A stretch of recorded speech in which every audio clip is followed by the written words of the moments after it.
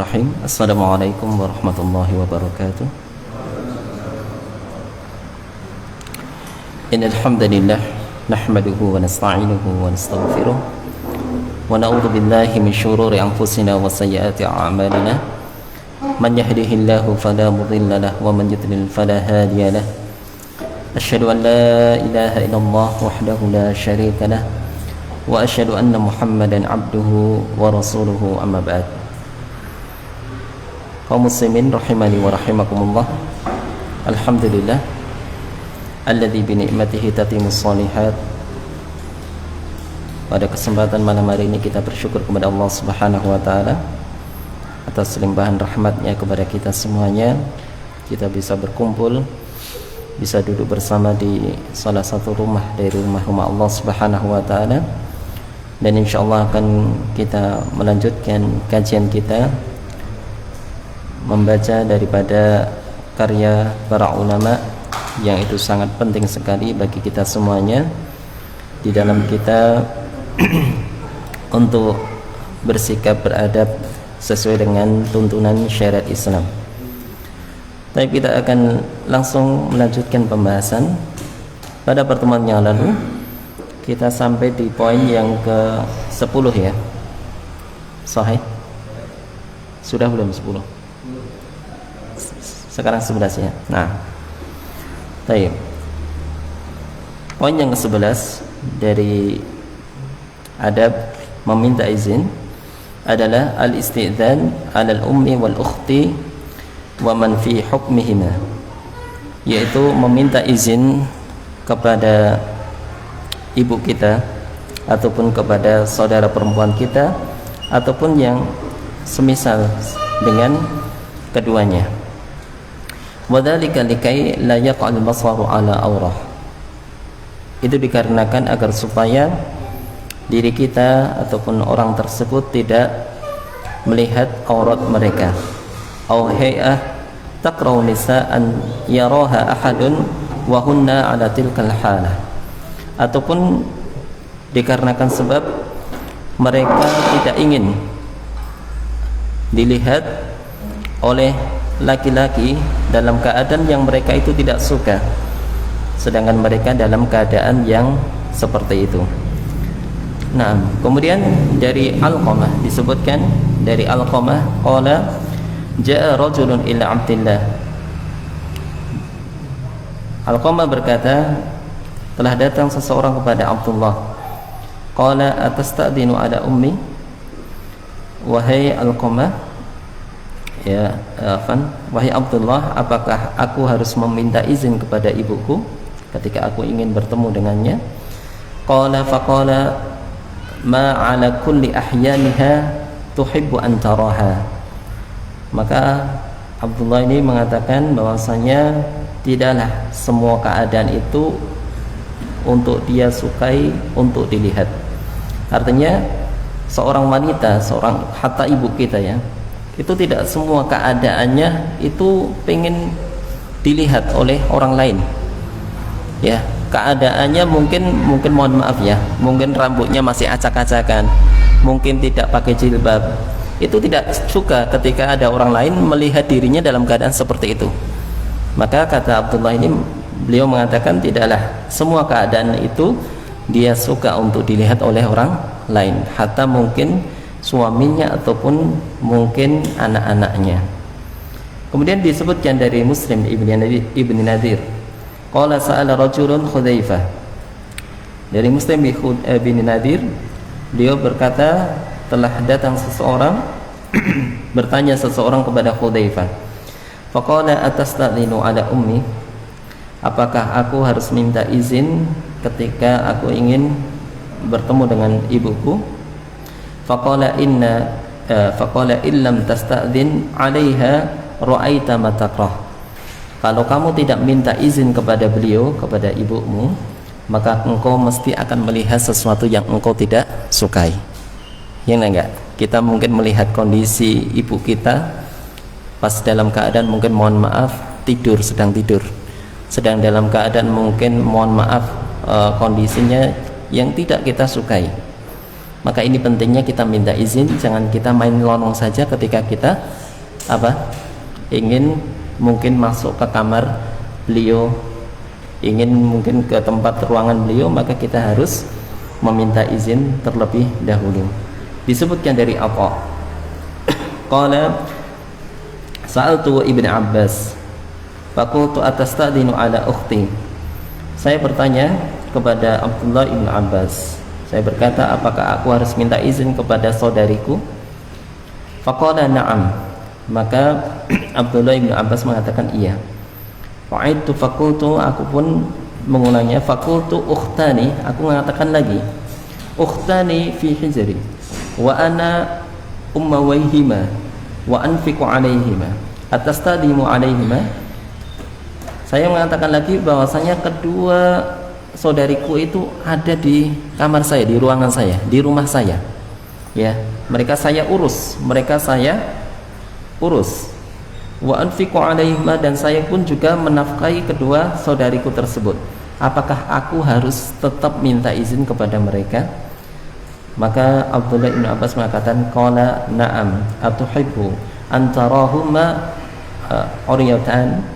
Apakah engkau suka untuk melihat keduanya tadi, kedua saudarimu tadi dalam keadaan, mohon maaf, mungkin pas sedang tidak memakai pakaian? Tentu kita tidak ingin yang seperti itu. Maka tetap kita meminta izin ketika kita mungkin mau ke kamarnya, mau ke ruangannya, walaupun itu ibu kita ataupun saudara perempuan kita. Isi dipahami. Nah, nanti diterapkan juga, termasuk juga anak perempuan kita, anak-anak perempuan kita. Ya, mungkin kita sudah punya anak perempuan yang usianya sudah menginjak dewasa, seorang pemudi misalnya sudah mencapai usia balik seperti itu, dan kita mungkin sudah membuatkan kamar sendiri bagi dirinya. Kita jangan main nyelonong saja ke kamar anak kita, maka hendaknya kita juga meminta izin kepada putri kita, anak kita tersebut, apakah Abi, Umi boleh masuk nak? Seperti itu. Dan ini bentuk pendidikan secara tidak langsung. Nanti anak kita pun juga akan demikian, ketika mau masuk ke kamar Abi atau Uminya mesti minta izin terlebih dahulu juga. Dan ini yang masih mungkin belum kita bisa amalkan dalam keluarga kita, ya enggak? Pokoknya masuk aja gitu. Bahkan terkadang kamarnya orang tua, kamar Abi sama Uminya untuk mainan.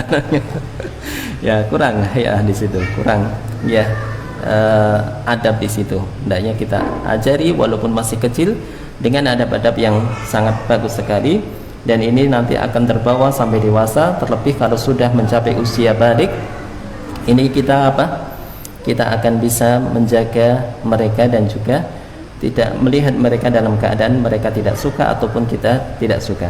Nah, kemudian lanjut yang ke-12, istihbabu tanbih az-zaujah 'inda dukhul. Disukai untuk memberikan memberikan tanda bagi istri ketika hendak masuk rumah. Jadi suami memberikan tanda ketika suaminya itu sudah datang mau masuk rumah. Ini ada adabnya ya, Masya Allah. Sampai seperti ini pun dibahas di dalam syariat Islam. Kemudian disebutkan di sini kenapa hal tersebut disyariatkan ataupun dianjurkan, likai la yara az-zauj ma yabghaduhu fi zawji. Agar supaya hal tersebut disyariatkan agar supaya sang suami tadi tidak melihat istrinya dalam keadaan yang dia itu marah ketika melihatnya, ataupun tidak membuat marah suaminya. Pulang-pulang kerja misalnya istrinya dalam keadaan yang Masya Allah belum mandi, belum mungkin belum sisiran, rumahnya masih berantakan. Kira-kira marah nggak ini suami? Marah juga, nggak suka seperti itu.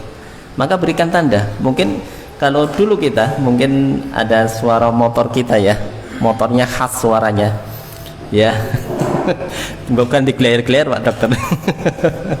Maksudnya suara motornya khas itu.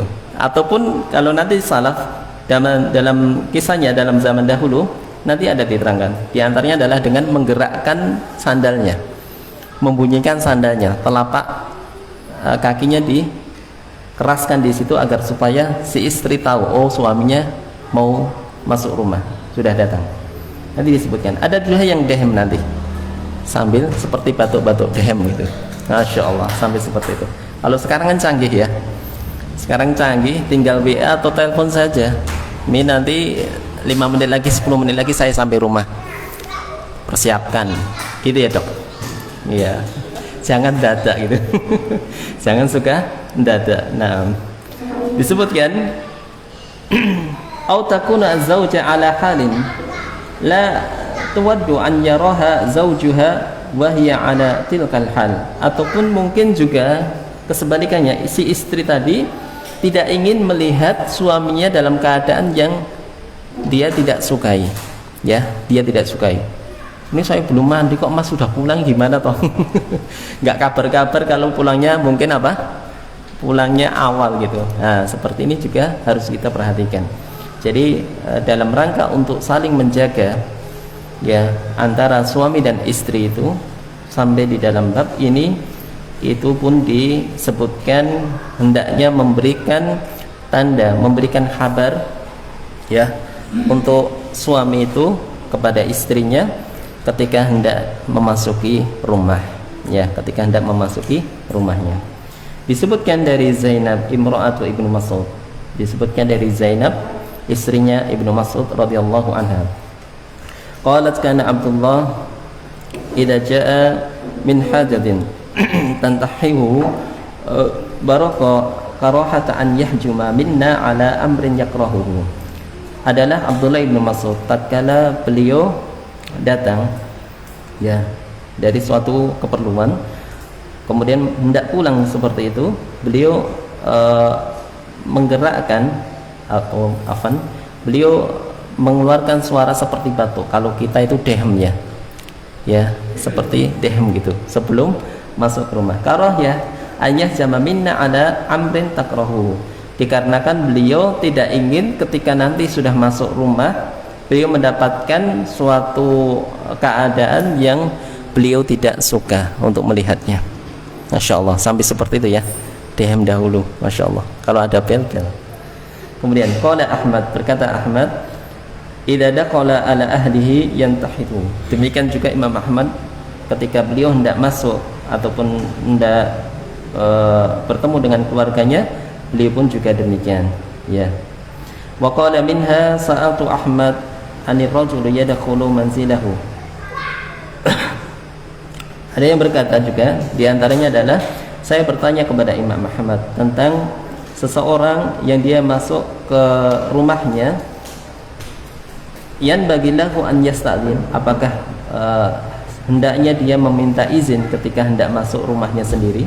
Qala yuharriku na'lahu idza dakhala. Ya, beliau pun menjawab hendaknya dia gerakkan, ya, dia gerakkan sandalnya tatkala dia masuk. Maksudnya dikasih tanda. Ya kalau dulu sandal teklek itu bunyi ya. Kalau sekarang gimana? Ya seret-seret gitu ya.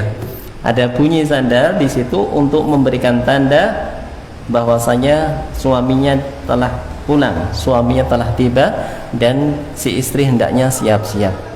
Repotnya ini kalau istrinya nggak paham. Istrinya nggak paham, pokoknya mau pulang, mau awal mau enggak terserah, pokoknya ya seperti inilah ya, mau terima atau enggak ya seperti ini. Enggak, harusnya saling menghormati, saling menjaga suami istri. Nanti ada adab bainaz zaujaini, adab antara suami dan istri nanti dibahas. Dan ini Masya Allah seharusnya kita usahakan suami istri itu bisa mengikuti ini, bisa mengikuti nanti pembahasan khusus paling tidak antara adab suami dan istri, karena ini penting sekali ya. Kebahagiaan dalam rumah tangga itu tidak mesti diukur dengan kebutuhan finansial saja, kebutuhan materi saja. Kebutuhan yang paling pokok, yang paling utama bahkan dalam sebuah rumah tangga adalah mereka lebih butuh kepada tuntunan syariat ya, tuntunan agama ini. Hatta misalnya walaupun mungkin sangat minim sekali, kekurangan sekali dalam dalam masalah materi, tetapi ketika mereka paham itu, masya Allah, mereka akan saling mengerti dan mereka akan saling memahami. Bahkan kita tengok para ulama salaf dahulu, bagaimana mereka itu sangat kekurangan sekali dalam masalah materi, tetapi rumah tangga mereka bisa berjalan dengan sakinah, mawaddah, warahmah. Ya, sebagaimana kita sudah mengetahui bersama, rumahnya Rasulullah SAW marra syahraini, telah berlalu 2 bulan, dan di dapur beliau tidak ada asap 2 bulan, Pak. Nggak masak ini. Makanya cuma apa? Aswadan, yaitu korma dan air minum, air putih seperti itu.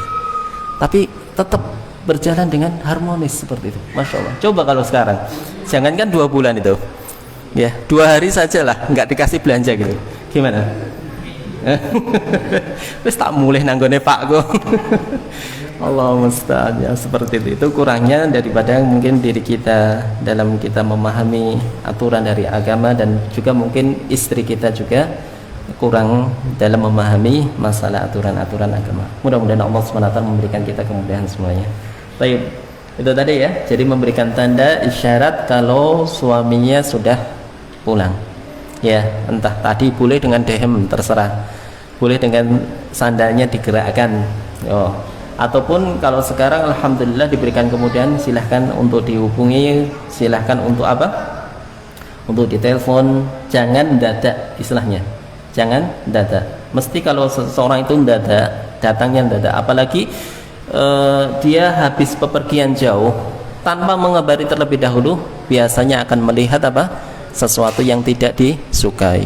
Istrinya dalam keadaan mungkin mohon maaf ya belum dandan, rumahnya masih berantakan dan seterusnya, ini capek habis safar ya. Salah siapa kalau seperti itu?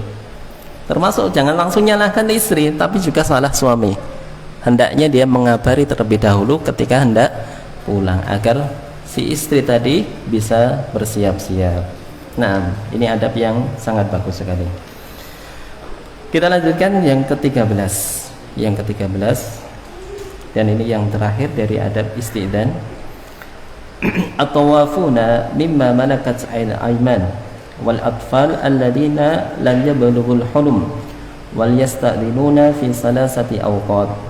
Ya, at-tawafun yaitu anak-anak yang sering berlalu lalang, yang belum balik ya. Ya, yang belum balik, dan dia itu sering masuk ke rumah kita mungkin, dan juga para budak serta anak-anak yang belum balik tadi, yasta'dinuna fi salasati awqat, mereka hendaknya diajari untuk meminta izin dalam 3 waktu. Di 3 waktu ini jangan main lonong saja. Ketika 3 waktu ini hendaknya diajari untuk meminta izin. Yang pertama, al-ula qabla sholatil fajr.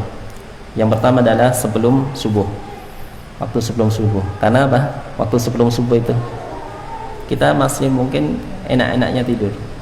Kalau seorang itu, walaupun hatta itu anak-anak ya, itu jangan terus main ke rumah di waktu ini sebelum subuh, ganggu ini nanti.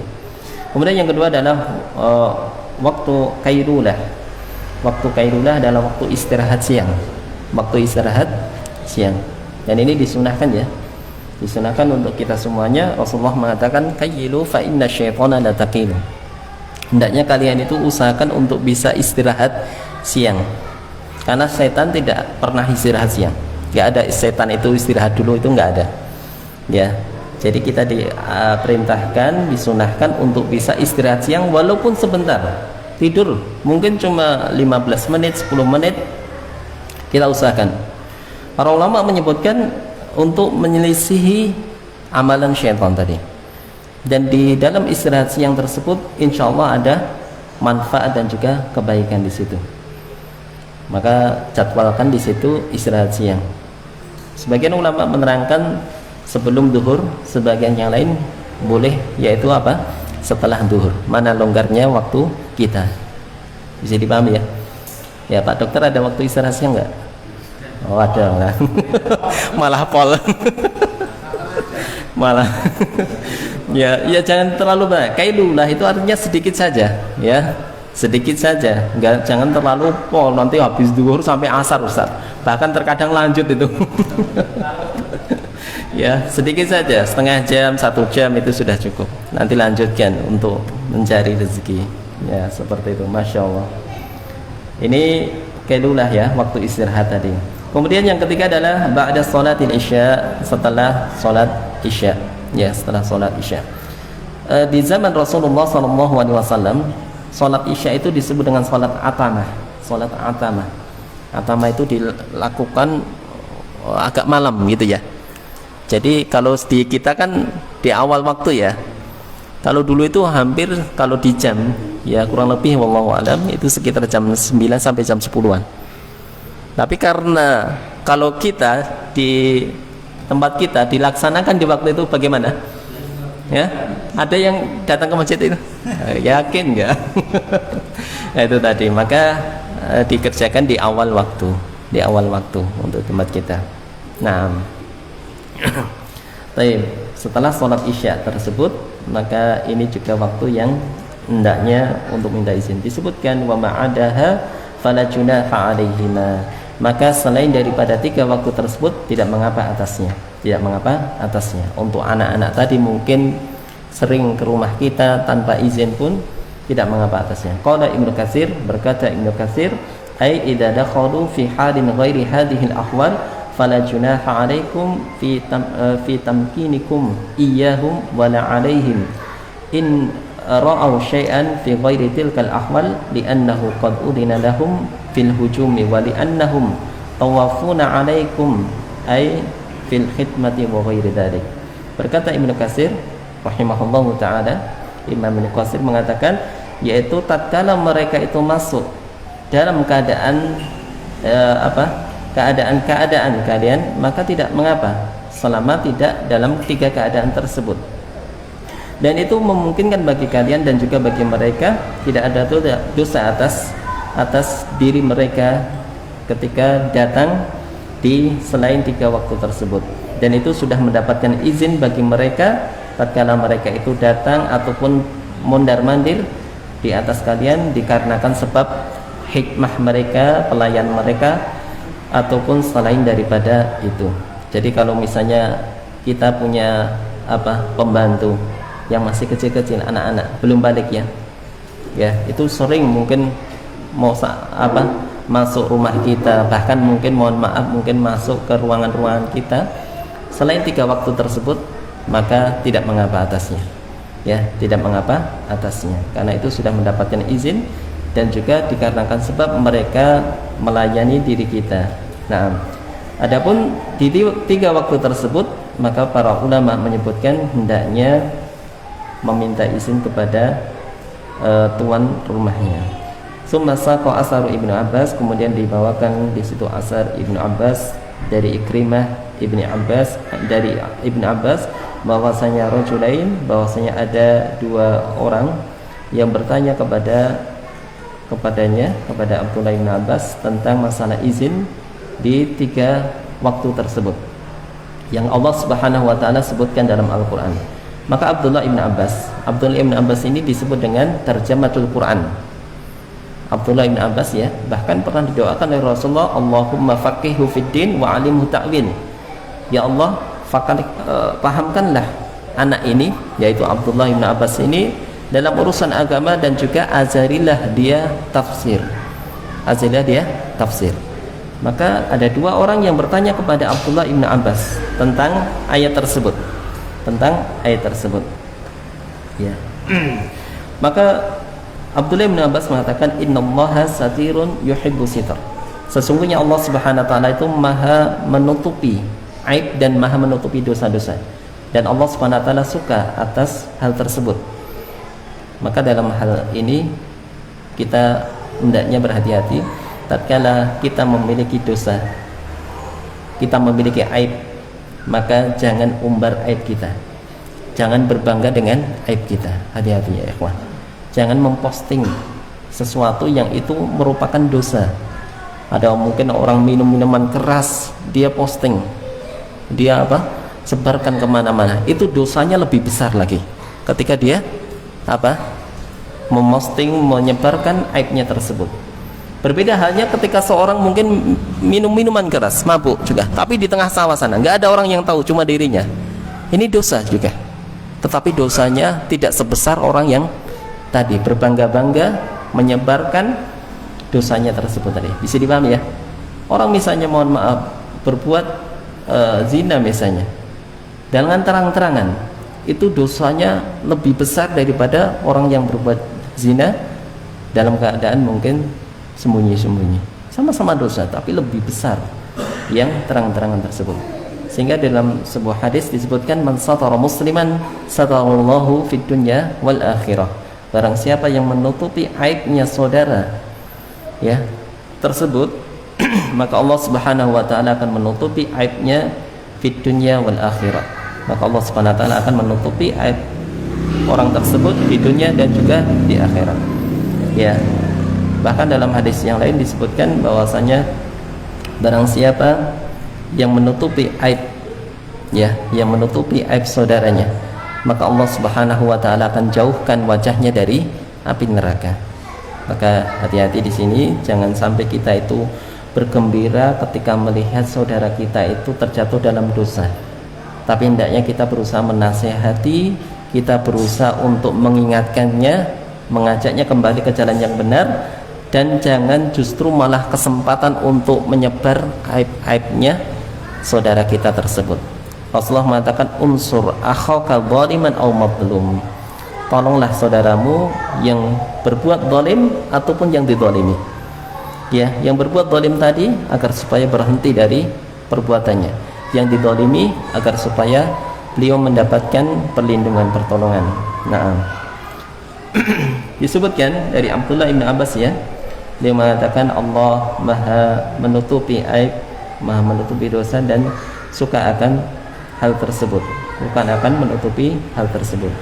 Kana nasu laisa lahum suturun ala abwabihim, adalah keadaan daripada manusia dahulu, mereka tidak punya tirai yang menutupi pintu-pintu mereka, wala hijal fi buyutihim, dan pintu-pintu mereka sudah tidak ada tirainya, tidak ada pintunya, tidak ada gemboknya lagi. Gimana ya, sudah terbuka seperti itu. Nah, farubbama faja'a rajulun khadimahu aw waladahu aw yatimahu fi hijri wa huwa ala ahlihi fa amarahumullah an yasta'dinu fi tilkal awratin lati samallah. Maka tatkala keadaan seperti itu sedangkan datang seseorang, didatangi oleh mungkin pelayannya, mungkin anaknya, ataupun mungkin anak yatimnya ya, sedangkan dia berada di dalam kamarnya, maka Allah Subhanahu wa taala memerintahkan mereka semuanya untuk meminta izin di 3 waktu yang Allah Subhanahu wa taala sebutkan tadi.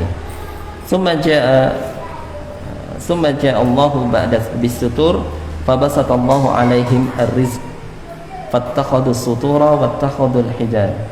Maka setelah Allah Subhanahu wa taala memerintahkan untuk meminta izin, Allah Subhanahu wa taala memerintahkan untuk menutup pintu-pintu tadi, dan Allah telah memberikan rezeki kepada mereka sehingga mereka pun membuat yaitu tirai-tirai dan juga pintu-pintu, serta ada di situ kunci-kunci yang bisa dia gunakan untuk menutup pintu-pintu rumah maupun kamar mereka.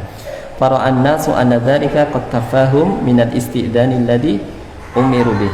Maka manusia ataupun para sahabat pun menilai hal tersebut itu sudah cukup daripada meminta izin, yang mana Allah Subhanahu wa taala perintahkan kepada mereka untuk meminta izin tersebut. Maka ini diantara sebab nuzulnya ya, disebabkan karena pintu-pintu pada zaman dahulu itu tidak ada tirainya, bahkan tidak ada pintunya, tidak ada tirainya, tidak ada pintunya, tidak ada gemboknya di situ, sehingga orang masuk itu gampang sekali. Berbeda keadaannya dengan sekarang ya. Kalau sekarang alhamdulillah hampir setiap kamar itu ada pintunya, hampir setiap kamar itu mungkin ada gemboknya. Kalau yang seperti itu cukup mungkin memberikan isyarat ketuk pintu saja, boleh masuk atau tidak. Maka kalau boleh silahkan, kalau enggak pun juga itu sudah ada izinnya, yang mana tidak bisa serta-merta anak-anak kita ataupun mungkin orang lain masuk ke tempat kita dengan sembarangan. Sudah paham ya? Ini alhamdulillah nikmat dari Allah Subhanahu wa taala kepada kita semuanya. Insyaallah rumah-rumah kita semuanya sudah terpasang pintu-pintu, bahkan ada gemboknya, ada penutupnya, yang itu semuanya bisa menjaga kita semuanya dan juga menjaga keluarga kita semuanya dari hal-hal yang tidak diinginkan. Termasuk tentang masalah izin ini, insyaallah akan lebih bisa dijalankan dan lebih bisa terjaga atasnya. Demikian wallahu a'lam bishawab. Nah, ini selesai untuk pembahasan masalah bab adab isti'dzan, adab meminta izin. Nah, ada 13 poin ya di bab isti'dzan ini. Mudah-mudahan kita semuanya bisa memahami dan bisa mengamalkannya, dan jangan lupa minta taufik, bimbingan dari Allah Subhanahu wa taala agar supaya Allah memudahkan kita di dalam mengamalkan ilmu-ilmu tersebut. Nah, sebelum kita lanjutkan mungkin ada pertanyaan?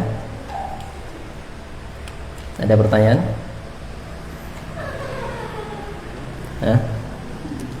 Yang kaitannya dengan pembahasan tadi tentang masalah izin, meminta izin, ya ada? Kalau nggak ada, kita akan lanjutkan ke adab berikutnya. Nggak ada ya? Nggak ada, belum ada. Tapi kita akan lanjutkan yang keempat, yaitu bab adab liqa, adab ketika bertemu. Naam. Qala Rasulullah sallallahu alaihi wasallam, berkata Rasulullah sallallahu alaihi wasallam, tasafahu yadhhabul ghil wa tahadu tahabu wa tadhhabu syahna. Rasulullah mengatakan dalam hadis diriwayatkan oleh Imam Malik dan juga hadis diriwayatkan oleh imam yang lain, Rasulullah mengatakan tasafahu, hendaknya kalian itu saling bersalaman, saling bersalaman. Dan kemarin sudah kita bahas bahwasanya salaman itu lebih menyempurnakan ucapan salam. Kita akan ketemu dianjurkan untuk mengucapkan salam ya, bagus itu, tetapi akan lebih sempurna lagi ketika sambil salaman. Dan mudah-mudahan alhamdulillah mendengar perkembangan daripada keadaan di luar negeri sana, di Saudi khususnya dan juga di Indonesia secara umumnya, semakin semakin membaik ya gitu ya keadaannya, dan mudah-mudahan segera kembali normal lagi. Kita tidak canggung lagi untuk salaman ketika ketemu, ketika mungkin berjumpa, kita bisa saling salaman lagi. Dan saling bersalaman ini Masya Allah hikmahnya sangat luar biasa sekali. Dalam hadis yang lain disebutkan, tidaklah ada dua orang muslim yang mereka bertemu kemudian mereka saling salaman kecuali apa? Dosa-dosanya akan berguguran ya, berguguran dari mereka sampai mereka itu berpisah. Masya Allah, ini anjuran untuk kita itu bisa salaman. Tapi ingat di sini ya, salaman di sini jangan terus dipahami secara ngawur di situ. Katanya ketemu teman salaman, Ustadz. Ini saya punya teman cewek sih. Salaman. Ini ngawur namanya. Ya dalilnya sahih tapi dia pakai pemahaman sendiri. Akhirnya ngawur seperti itu. Ya, hati-hati seperti itu. Ya, kita ngaku cinta. Kita ngaku cinta kepada Rasulullah SAW, tapi bukan dengan cara-cara yang tidak benar. Ya, siapa yang tidak cinta kepada Rasulullah? Semuanya cinta. Tapi jangan terus mengadakan acara-acara yang itu tidak ada contohnya dari Rasulullah, bahkan tidak diperintahkan oleh Rasulullah SAW. Bisa dipaham ya? Jadi buktikan cinta itu dengan kita mengikuti petunjuknya, dengan kita menjalankan syariatnya. Itu adalah bukti cinta kita kepada Rasulullah SAW. Tadi disebutkan tasafahu yadhhabul ghil. Ya, hendaknya kalian itu saling bersalaman dan itu akan bisa menghilangkan ghil. Ghil itu disebutkan adalah hasad. Wala taj'al fi qulubina ghillan lil ladzina amanu. Dan ya Allah, janganlah Engkau jadikan di dalam hati-hati kami ada rasa ghil, ada rasa permusuhan, ada rasa rasa hasad kepada orang-orang yang beriman. Wa tahadu tahabu, dan hendaknya kalian saling memberikan hadiah. Dan saya anjurkan lagi bagi suami istri sering memberi hadiah. Pak dokter sering beri hadiah nggak sama istrinya? Nah itu ketahuan. Kasih hadiah, ya. Mungkin kalau kita kasih langsung mungkin canggung ya. Kirim paketkan gitu Pak, nggak apa-apa. Dikirim itu dari tempat kerjanya, dipaketkan gitu alamatnya dari ya apa kekasihmu seperti itu nanti.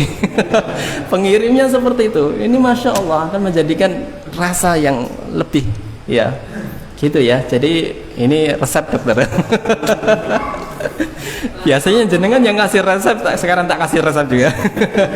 Jadi antum bisa kirim paket tersebut, alamatkan ke rumah antum ya, ke rumah kita sendiri. Masya Allah, berikan misalnya kita tahu ukuran baju istri kita, kesukaan warnanya, ukurannya seperti ini, sekali-kali belikan tanpa istri tahu, kirimkan nanti ya, kirimkan lewat paket ya.